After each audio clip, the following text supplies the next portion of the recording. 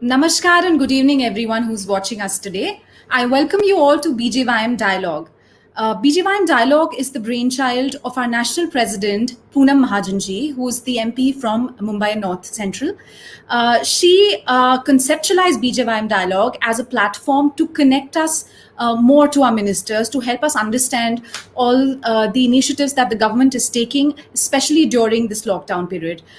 Today on the BJYM Dialogue, we have with us Honorable Minister, Independent Charge for Youth and Sports, Shri Kiren Rijiju ji. Kiran ji, I welcome you here today. Thank you. It's How are you pleasure doing, to be sir? here. I'm good. It's always good to be with BJYM. Thank you so much, sir. It's always lovely to have you. And while Kiranji needs no introduction, I must mention that Kiranji is one of hailed as a youth icon, and thousands of youngsters, millions of youngsters across the country look up to you, whether it's for fitness or it's for your leadership. You are a youth icon in every sense of the phrase. One thing particularly that I'd like to mention here while I introduce Kiranji is that when he was first elected as an MP at the young age of 29 years, he was placed among the top 5 opposition MPs, placing him in the same league as stalwarts like L.K. Advani ji. So you can imagine that's who is the kind of person that we've managed to get on BJYM Dialogues today. So thank you so much, Kiranji, for joining us today. And uh, before I launch into the questions which are normally asked of you, considering your department and your work with sports, what I want to talk to you about is, in the past 2 months, we've undergone a lot as a country and even globally. And what we've seen is that youth leadership has really come forward and took up this challenge.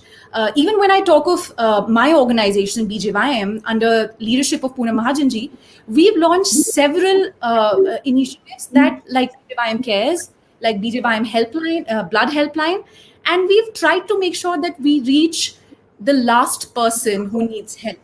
And that work is not just limited to BJYM. We've managed to collaborate with multiple organizations and agencies across the country. Sir, I'd like to hear a little bit from you about how you've seen the role of youth in the past 2 months. Well, it has been quite enriching for everybody and for me too. And we are not used to handle our department or handle the people's problem sitting at home, but we were forced to do that.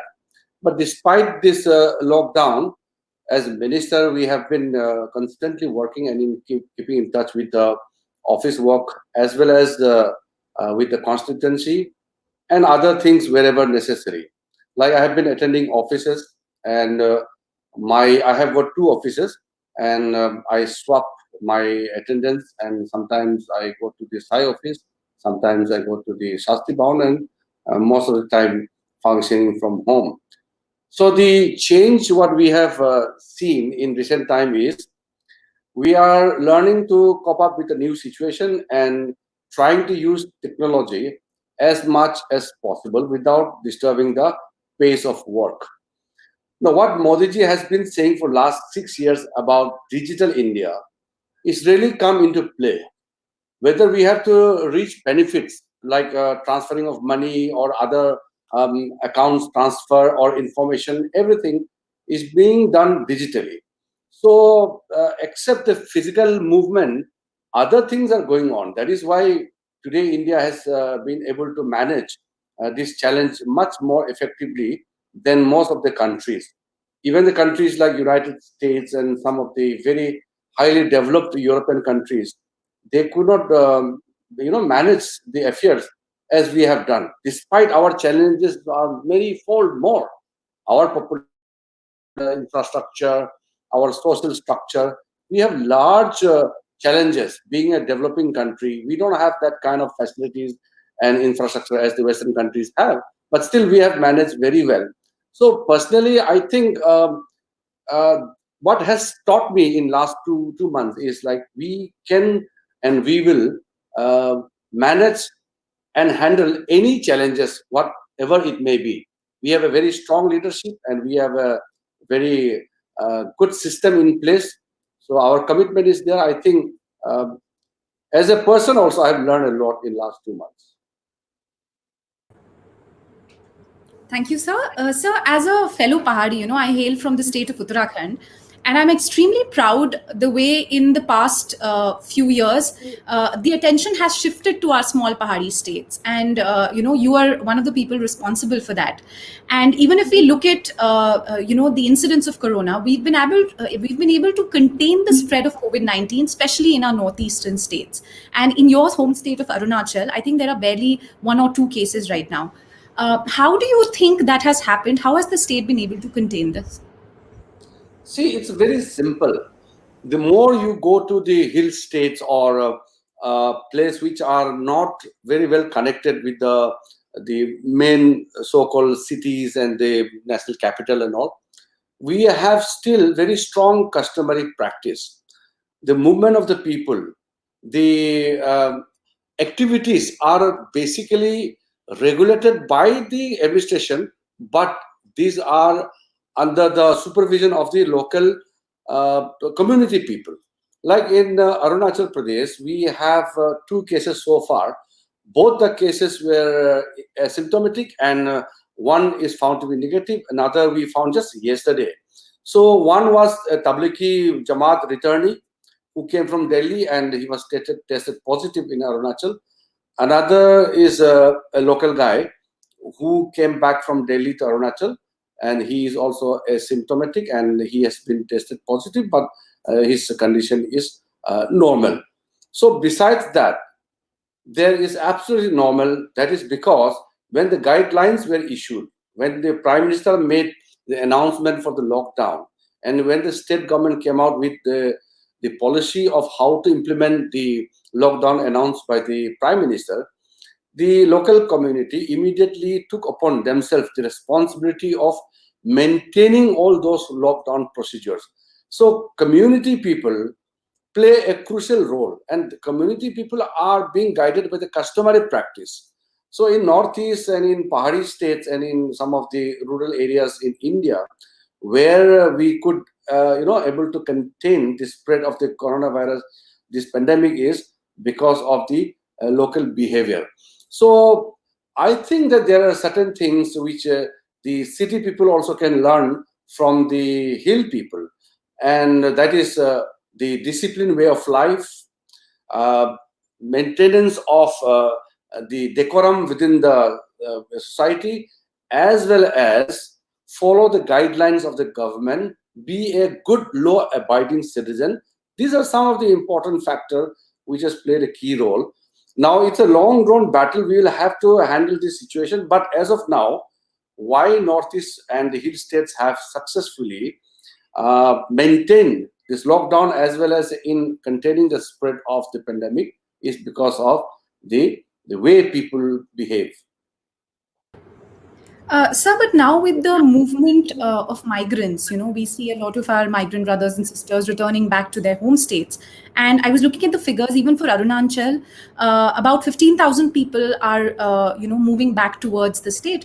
Do you think the situation can change? And how do you think, we could learn and, adapt to this? See, this is the biggest challenge. You can't stop the movement of the people for too long time.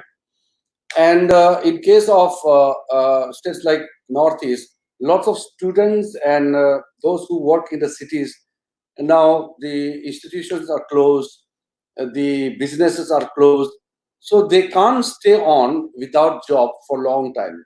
So government also has given certain relaxation for traveling. So most of them have returned back home. Now, what these state governments have done is to put these returnees in a quarantine center. So how to maintain their stay in a quarantine camp is something which we'll have to determine. There are lots of issues coming up.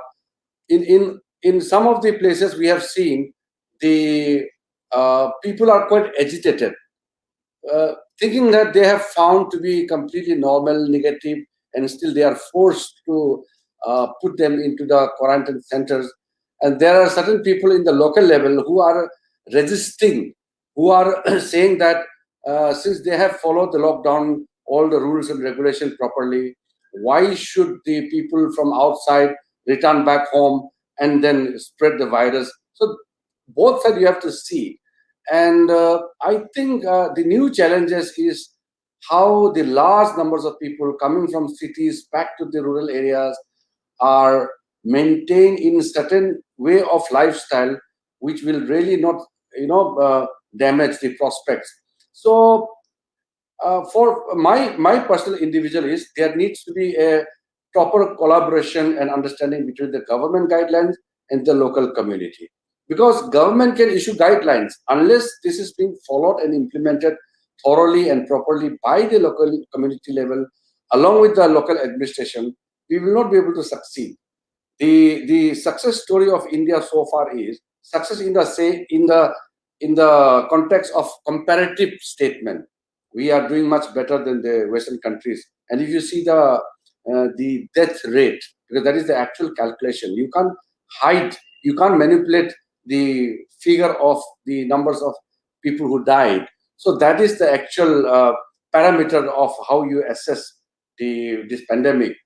So what I feel is that the the local administration, the local community, and the government will have to have a long-term plan from now. Now we have seen last 2 months what has been the situation.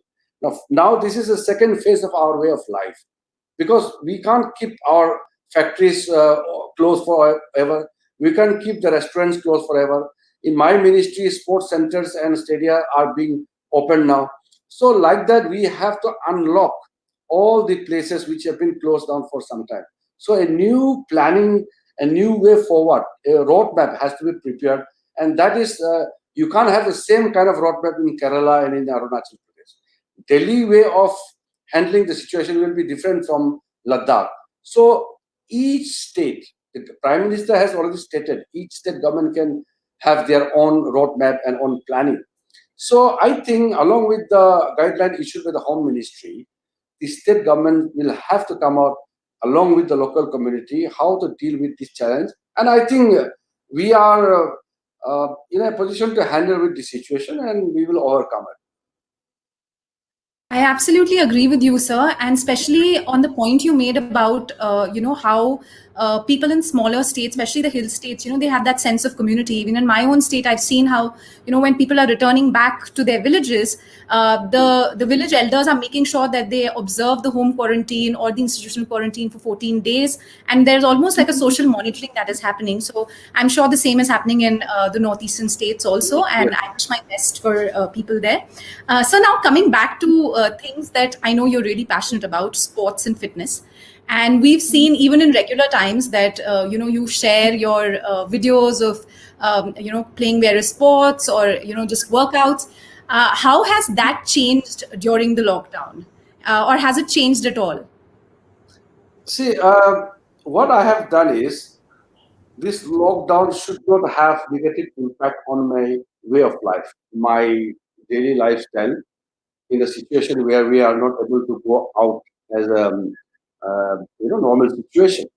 So see, what is the primary necessary for a person in life is to stay active. You have to be active physically as well as mentally. If you don't do anything physically, if you don't involve your mind in an active manner, then it becomes idle. You don't really activate things, unless you are involved in it. So, in my own small compound, I have been trying to do certain activities.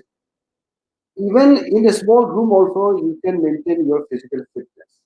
And physical fitness doesn't mean that you play and do that rigorous conventional way of doing exercise and all. Not necessary. You can do exercise, good. You can play, better.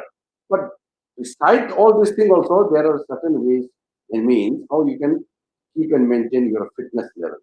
So I've been doing that, and rope skipping or jogging or walking around or exercise is not the same formula for everybody.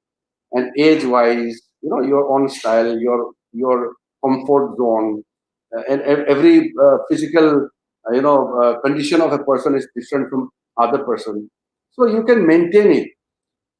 Now what I want to say is, we in India we are not a very, fitness freak society. Most of people think that fitness is a luxury. Those who have extra time, they should do fitness. Those who are well-to-do, those who have space, those who can go to gym, those who can afford to play, they are into fitness business. That concept has to be changed. Fitness is universal. As I always say, sport has to be a culture. It has to be a way of life. So once that is, being adopted, that way of life is adopted, then fitness is just, automatically it will come into your way of life. So my always take on fitness level is that it is a way of life, and you have to do it, and it is not compulsory or nothing like compulsion and all. It has to be naturally inbuilt in the way you lead your life daily. So I must say that movements like the Fit India movement, they really have had a change. They've brought a change into people's mindset. A lot of people who never used to work out have started working out and indulging in some physical activity. So maybe you could start another challenge, and we at BJYM would be all game to join you and do some physical activity in the next 1 month or so. Sir, one question that I'm sure you constantly asked is, how we fear that the Olympics are going to be postponed in all likelihood. And we know that the Indian contingent, you had been really working with them, and the sports authority had been working with them, then they were preparing for this. Uh, what would be your message to all these aspiring sports persons who are working really hard, and now the prospects of all of these games being postponed? So, what message do you have for them, sir? As of now, we have shifted our gear because earlier our preparation was focused on the 2020 Tokyo Olympics, which was to start from July 23rd of 2020, but now postponed by 1 year. So the entire planning has shifted because you can't put, because we are not human, we are not machine, we are human being. So we have to prepare everything with a time frame in our mind, with a calendar and everything calculated. So we can't put an athlete in 1 year mode of preparation. 1 year is a long time in a journey of an athlete. So while we were preparing for Tokyo 2020, suddenly this pandemic happened. Now, those who have qualified for the Olympics, I have told them, since there is going to be no new qualification matches and all, those who have qualified stand qualified. So, since they are already qualified, their training schedules and their entire calendar will be prepared accordingly.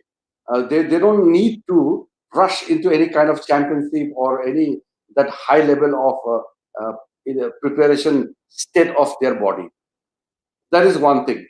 There are another set of the events where the qualifications are going to take place. So India is already sending the largest ever contingent because our qualification is so far has been good. Now there are certain slots which we have to fill up, and for that we have to qualify. And qualification for Olympic is very stiff. It's very very tough. So those players who are going to play qualification matches may not be immediately in next 3-4 months time, but certainly after 5-6 months, certainly the qualification matches will start.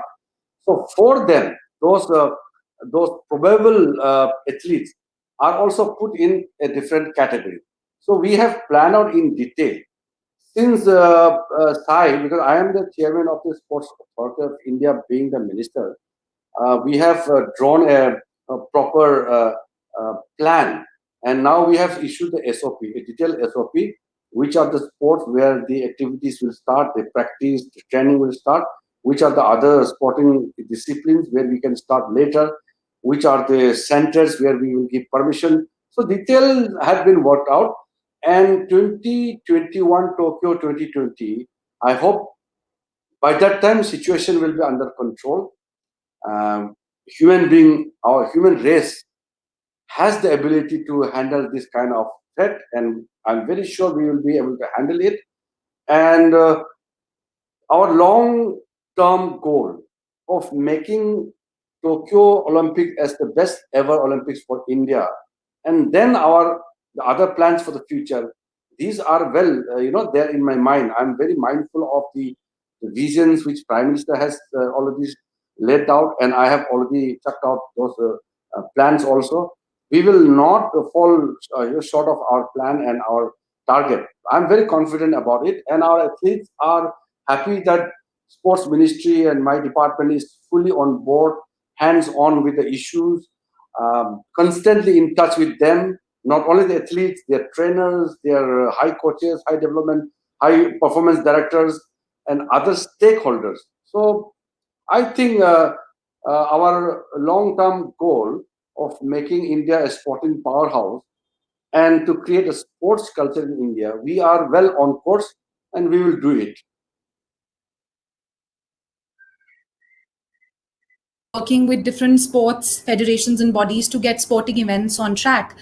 So my question to you would be that when do you think we will be able to open these sporting facilities for common citizens, who basically play sports to keep fit?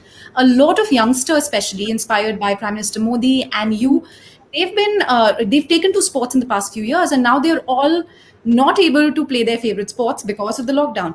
How do you think, sir, we will see this being eased in, say, the next 6 months?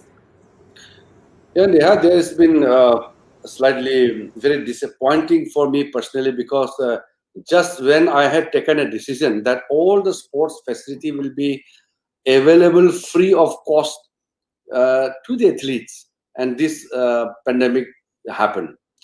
Uh, See, the stadium and sporting complexes, these are open as of now. But to have spectators in any of the competing events is something which we can't imagine for immediate future. And major sporting events in India, which all the events have been postponed, are being thought about when to start. But we have to learn with this new normal of having a sporting event without spectators. At the same time, we have to also devise certain mechanism where these events are made interesting. They are made attractive, so that the connect with the sports lover, the spectators with the event, with the game, remains lively as it used to be. Normally, the games without spectators would be boring, but we have to ensure that we take certain measures so that the events are being kept interesting. At the same time, the sports federations are being asked to draw their own plan. I have already discussed with the Indian Olympic Association and the sports federations, and there are some leagues in India like IPL, ISL. You have UTT, badminton, table tennis, and you have wrestling, boxing. There are many local leagues also in India, so they'll also have to plan accordingly with the new challenges. But I'm sure as the society, India is really getting into the mode of creating sports culture in the society. There are many good feelers I'm getting, and I'm sure in next 2-3 months time we will have something on the ground. And I personally want to see sporting events back on the ground as soon as possible.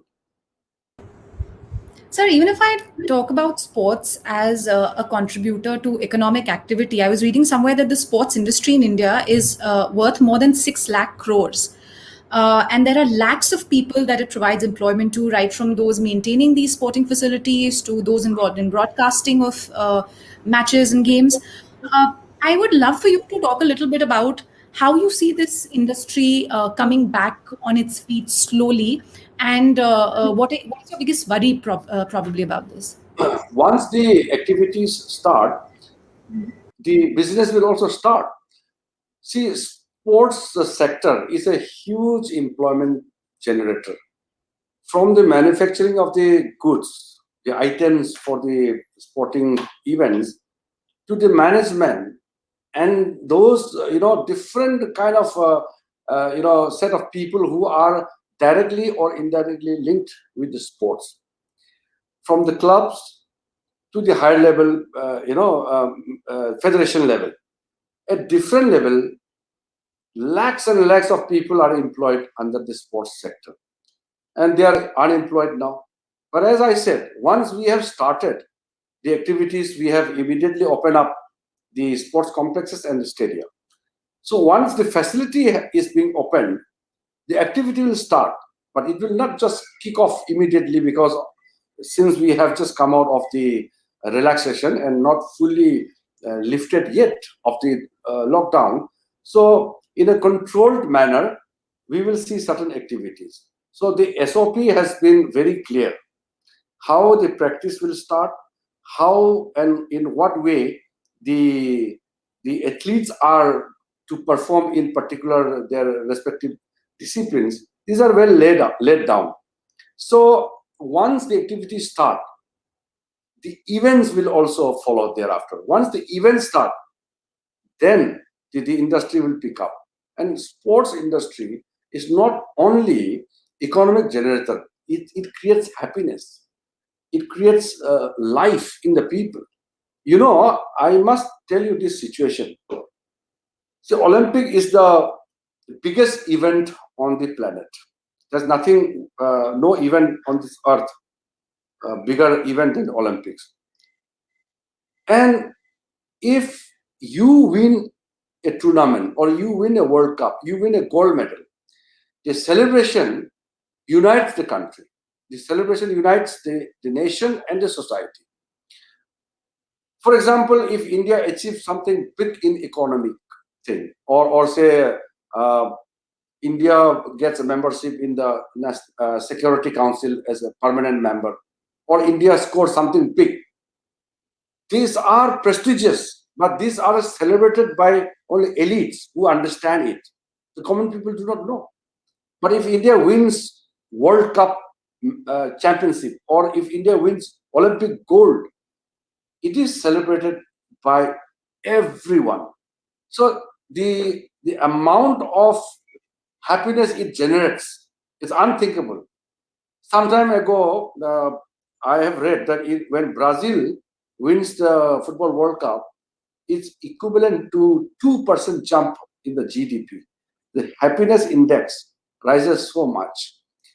Once you perform and you achieve certain things which elevates the prestige of a nation, you can't compare that with any other situation.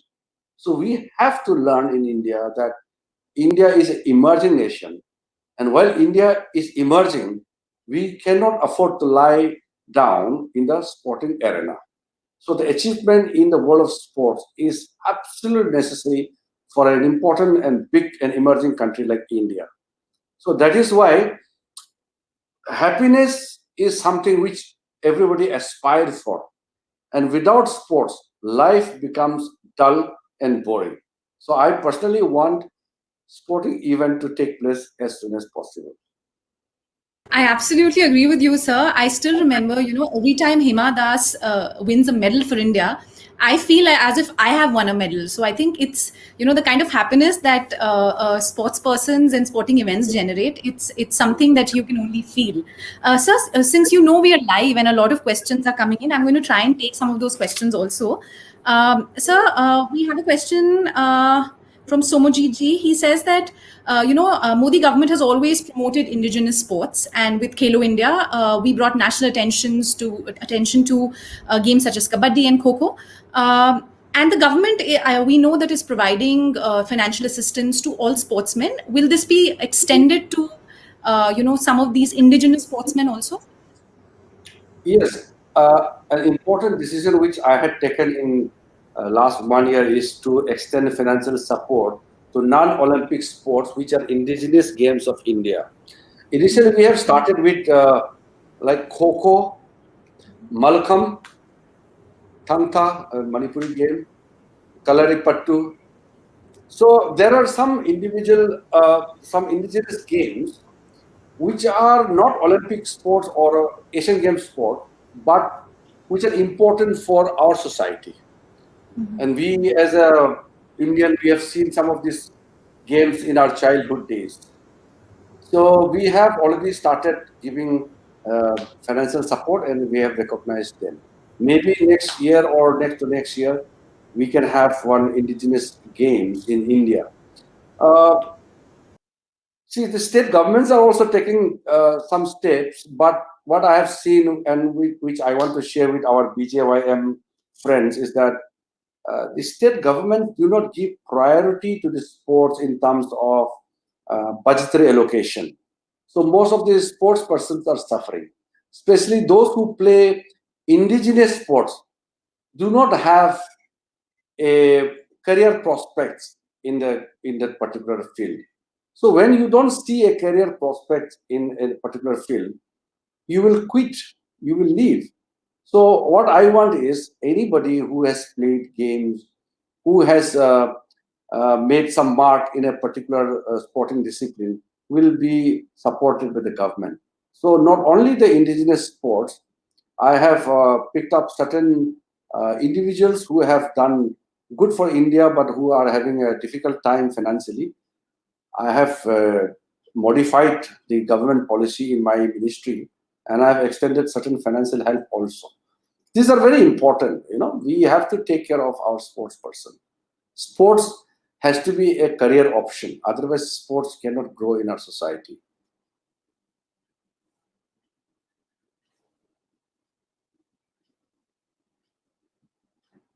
Srinivas Gora, he's somebody who you found on Twitter. Somebody had tweeted about him, and then you offered help to him. And we recently saw Jyoti Kumari, who cycled from Gurgaon to Darbhanga. We know that you've offered her help, and she's going to be called for trials.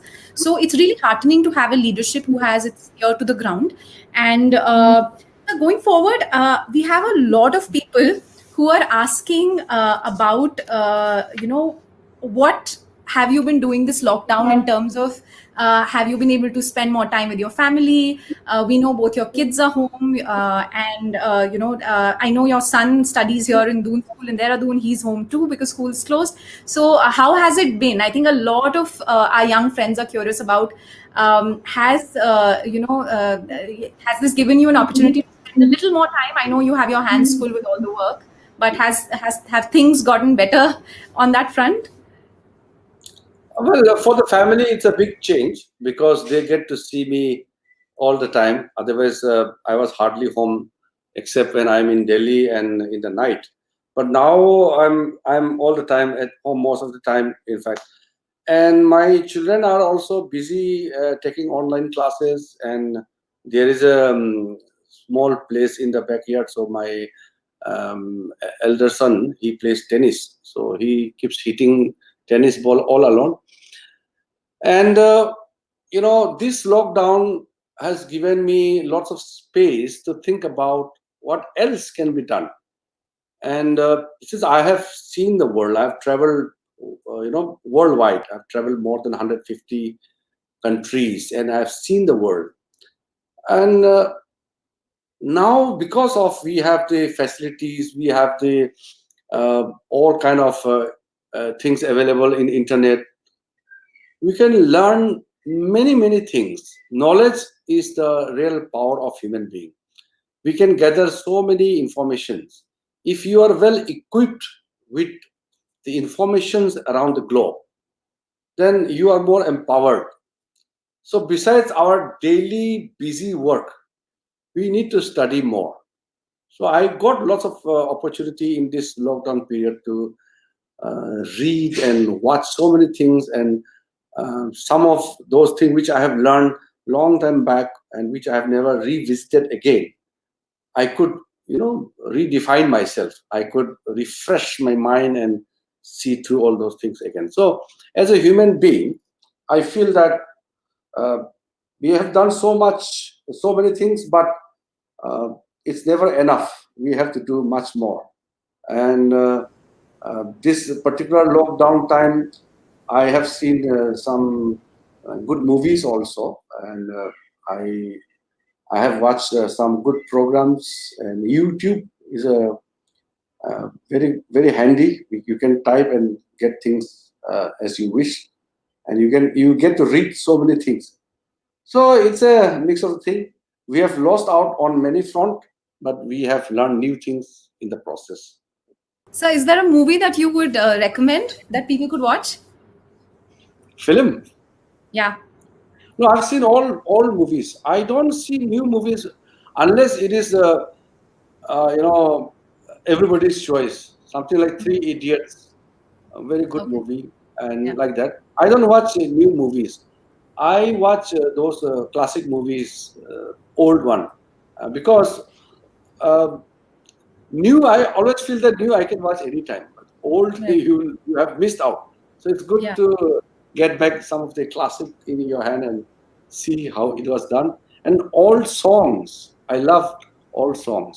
I love Mhm. Hindi songs, especially old. I don't listen to songs which were made after 1975, 76. All the songs before that, they Huh. were, a song which touches my heart. And these Mhm. days, the songs are just for fun. You can listen to it, good, but it doesn't touch my heart. Okay, sir. I think a lot of people are watching you, and maybe they will start composing songs that connect with you more. So here's a tip for them. Sir, Sunil Kumarji is asking a question. He's saying, "What's your vision about Formula circuits in India? Formula One circuits in India?"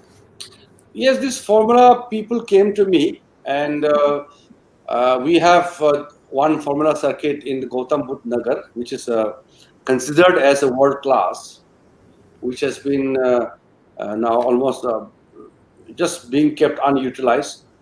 So I am ready to assist. Let's see. I need to discuss with them again.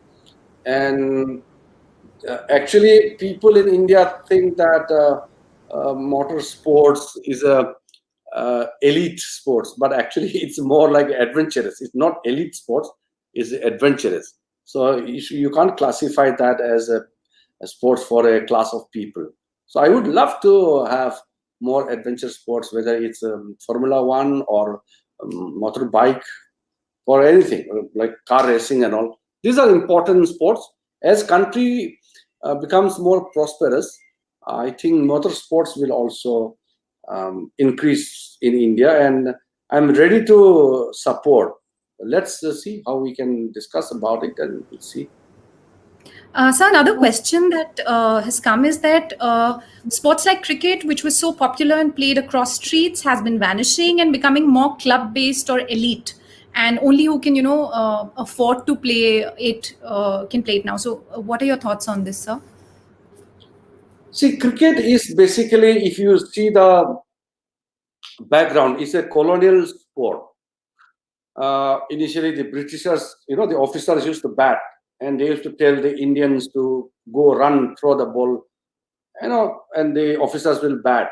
So that is how the cricket game emerged. And our Indian psyche is anything developed by the white people are being treated as a much superior game. Otherwise, we have such beautiful games. Our Indian indigenous sports like kabaddi, kho-kho, these are beautiful games. But for me, all the games and sports are equal. Cricket is also important. But what is being asked is that because of the restriction, the cricket is being confined to clubs and all. But see, I, as a minister, cannot regulate how a sport or a particular game has to be promoted. It is the liking of the individual, and individual club level or at any state level, they can take forward any sport whatever they like. I will have to just give support. I'll have to ensure that all the sporting disciplines are given equal priority.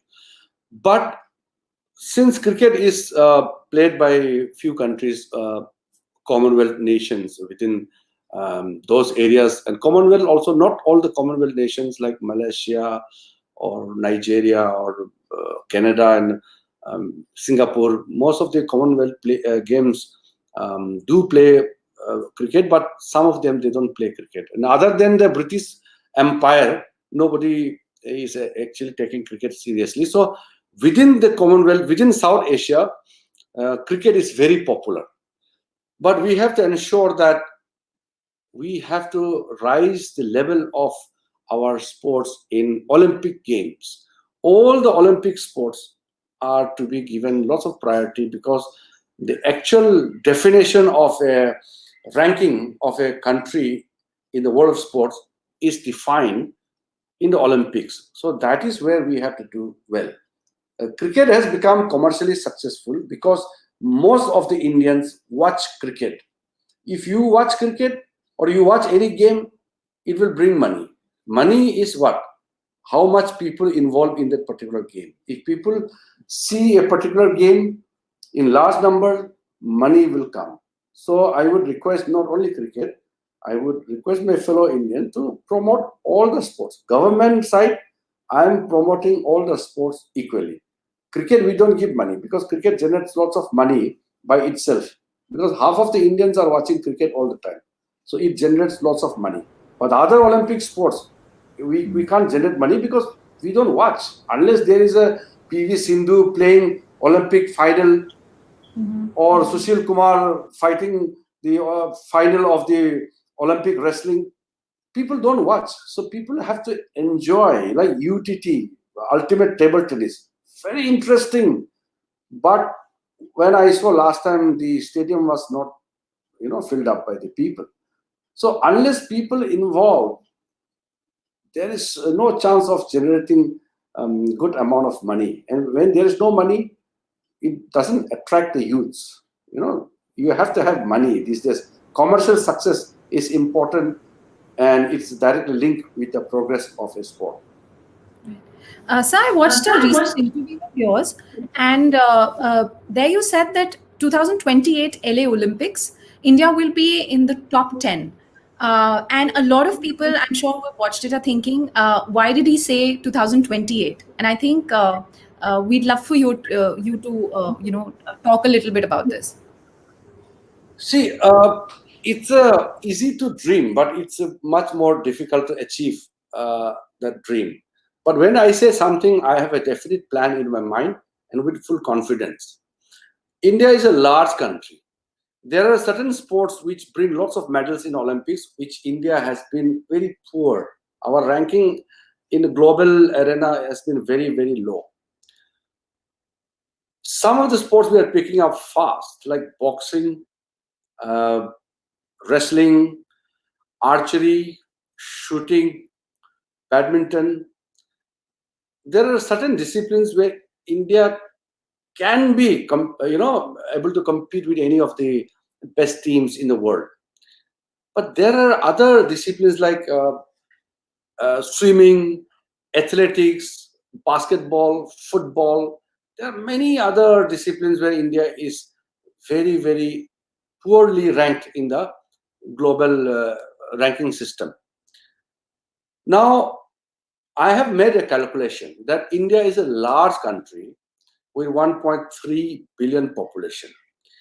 If we can devote our time, resources, and do proper planning, India can definitely figure there in the top 10 ranking. Like, even if India wins, say, 5 to 6 gold medal, we will be still there around 13, 14 rank. But by 2028, why can't India be there? For that, what I have done is, I will tell you in short. We have started this scouting of talent at a young age, raw talents. So we have formed a special, committee under Khelo India, and it's a region-wise. India has been divided into various regions. So they are going to identify the young talents at a very young age and put them under trials and then pick them up into side training academies. So we have numbers of Sports Authority of India training schools, training centers all across the country. And then we have important events like Khelo India Games. These are for the young people. So during Khelo India also, we pick up and identify some of the young talents, and we see their record and they are picked up. In the same manner, we have planned out with the federations. We are giving financial support to the federations. They plan out an annual calendar of their games. So we give them financial support. If we find anybody is worth providing additional support to make him a world champion, then we provide all support. Like right now, for the benefit of our BJYM friends, I want to tell you, it's very few country in this world who is doing so much as we are doing. We are providing free food to all the athletes who are in the Sai camp. Yesterday only I signed 8.5 crore rupees, and I have given pocket money for all the athletes who are under training in our Sai camps. All the top athletes, TOPS, TOPS, TOPS. This is Target Olympic Podium Scheme. Those athletes who have a prospect in winning medals in the Olympics are put in the TOPS. They are given 50,000 rupees per month pocket allowances, so that the family members of those athletes do not have to think about arranging extra money for the athlete. We are absolutely taking care of them. Their training is free, their accommodation is free, their traveling, everything is free, including their foreign exposure trip. Even an athlete wants to go to Germany for a particular conditioning camp or any particular special course. That money also we are providing from the government of India. And coaches, some of the international coaches, you will be surprised how much they charge. It's very less chance to get a top level coach below 10, 11 lakhs per month. We have got all the top coaches of the world, and we are paying it from the sports ministry. And we are giving best of the coaching facilities and equipments to our athletes. So with all this preparation, and more than 15,000 young athletes already identified, we are on the verge of starting a new group of categories of identify young talents and keeping them and putting them into a separate training camp for the young athletes. Taking into account all this preparation, I am saying the life cycle of an athlete from his young age to becoming a world champion, it is normally a cycle of 8 years. So we have started this in a very intensive manner, all the preparations, say in 2019 and 20. The result will come in 2028. That is why I said by 2028 Los Angeles Olympics, India will be in the top 10 in the world ranking. And I'm saying it not just because I wish to say it. I'm saying it because we are preparing to achieve that target. That's great, sir.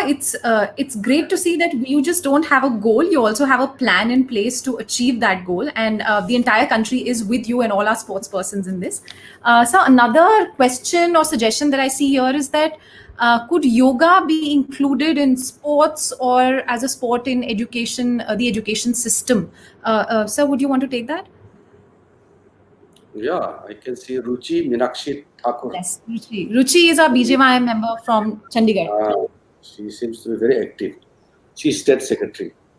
So yoga, we have already planned out, and hopefully because of the COVID thing, we have delayed our plan. But we are going to declare yoga as a sport very soon.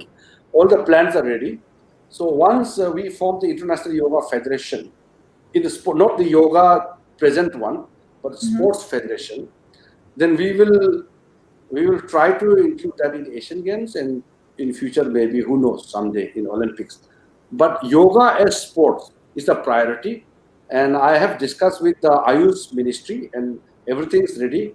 I just have to take a call when to declare yoga as a sport. I'm not declaring now only because we have not formed the format.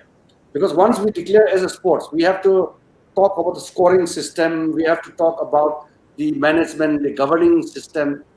Once these are in place, we will declare it. I don't want to declare it right now without full preparations. And it is our asset. Yoga is India's gift to the world. So we take pride in that. And when we declare yoga as a sport, I think we will also excel in that particular field. So I think what you just said has been music to the ears of Ruchi and many more yoga enthusiasts all around the country. So thank you for sharing that with us, sir.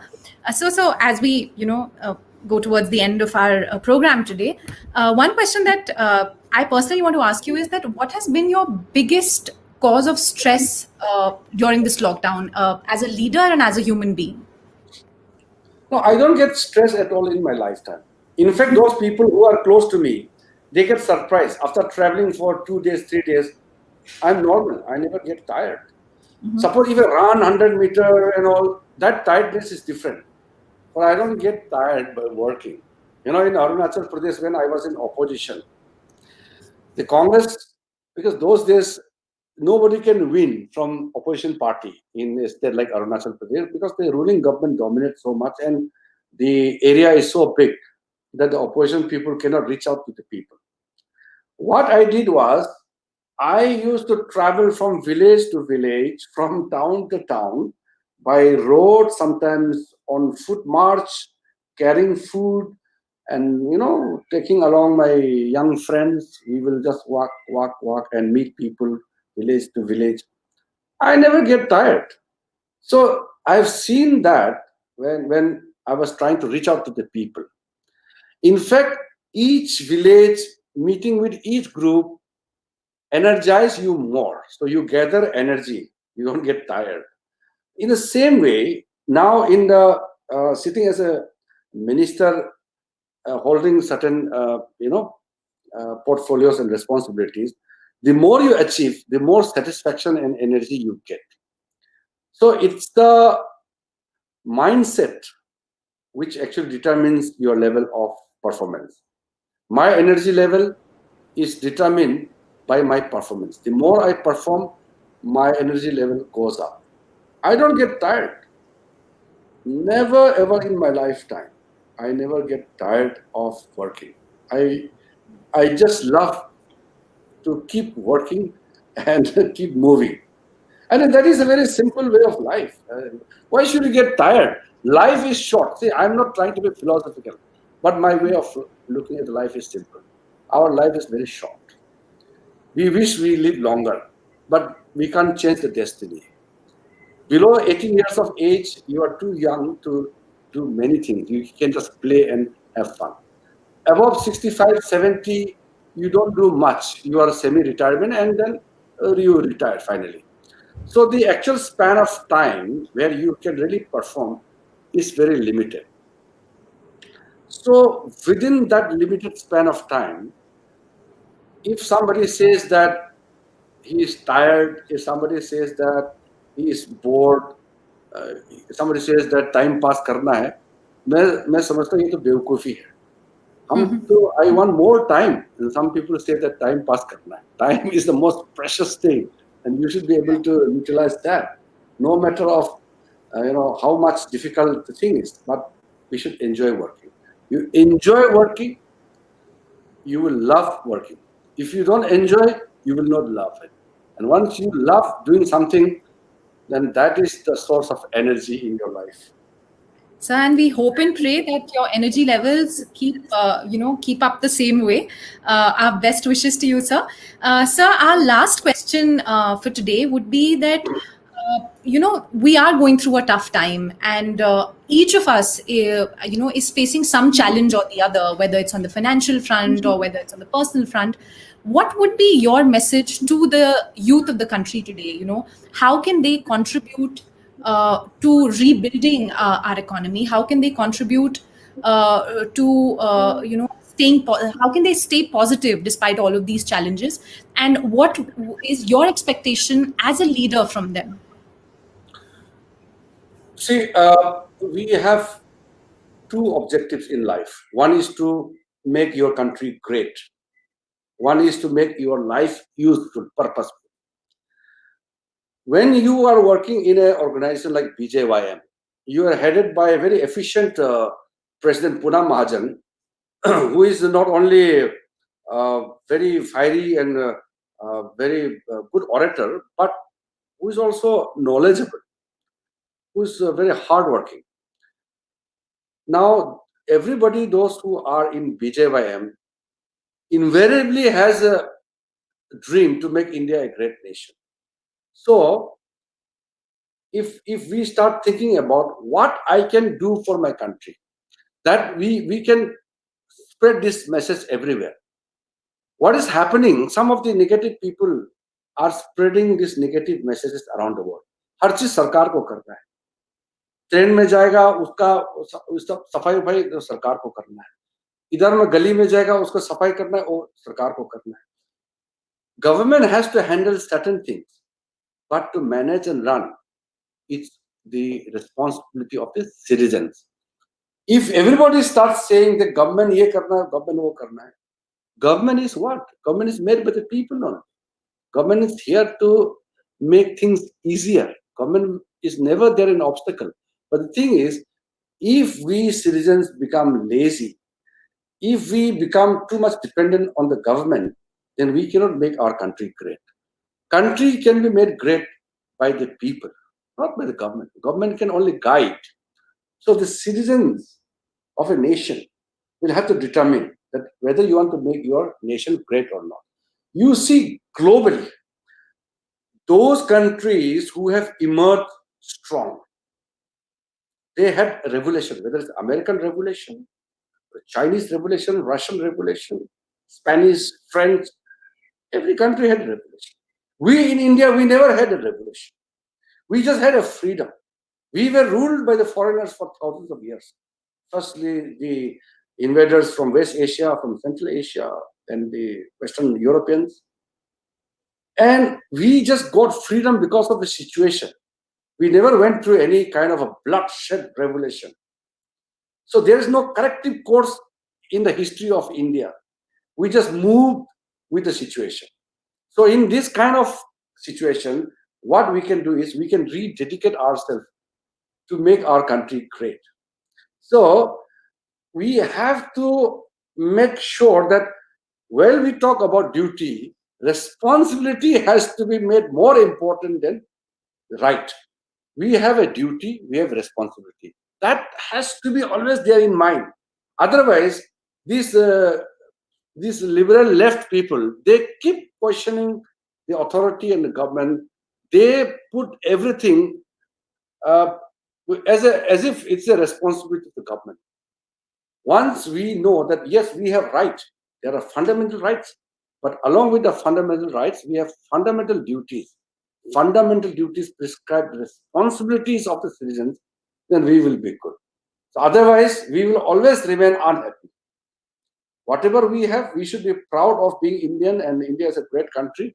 But just merely glorifying our past will not lead us anywhere. The future challenge is too real, and we have to make sure that every individual contributes. And as I said, if you say history, if the group of people from 18 years to 35 years, that is the young group, if that group determines, nothing can stop the country's progress. So today's youth, our BJYM is a very strong force, and we can definitely make indelible impact into the mind of the people to ensure that not only proud Indian, but we make India a great nation. I think BJYMs are lucky to have all good lecture series and good interactions and many exposure events and all. So I'm sure you will get much more lessons. But today, I just have to say that we are lucky to be led by very visionary, dynamic Prime Minister Narendra Modi ji. I am as a member of his Council of Ministers. We are guided by his vision and fortunate to have have this opportunity to serve the society, serve the nation. And our BJYM has been the main source of BJP's strength, because BJP has a solid backing of the youth. BJYM is a very important part of our party and the youth force. And people like you, Neha, you all are asset to the party, and we hope that you all will get larger, bigger responsibilities in very near future. Thank you so much. Thank you for saying that. And sir, I assure you that under Poonamji, we've been working very hard in all our capacities. And in the future also, BJYM will stand with the government and with the nation, and we'll do whatever we can to make sure that we are back on track. This is a minor setback.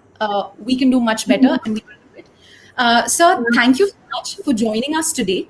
And before we say bye to you, because you mentioned that you love listening to old Hindi songs, we are getting a lot of requests about what your favorite song is, and if you could maybe sing or say whatever you're comfortable with, 2 lines of a song that you really like.